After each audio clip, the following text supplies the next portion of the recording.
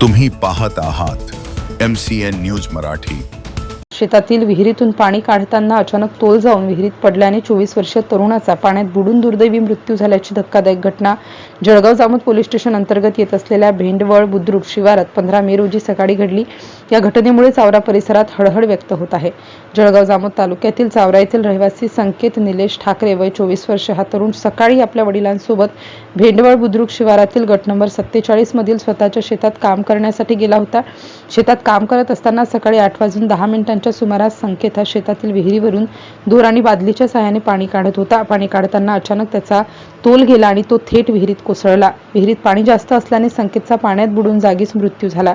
या प्रकरणी मृतक संकेतचे नातेवाईक कैलास पांडुरंग ठाकरे वय 50 वर्ष यांनी जळगाव जामोद पोलीस स्टेशनला माहिती दिली। त्यांच्या रिपोर्टवरून पोलीस ठाण्यात कायमी मार्ग क्रमांक 28/2026 कलम 194 BNSS अन्वये गुन्हा दाखल करण्यात आलाय।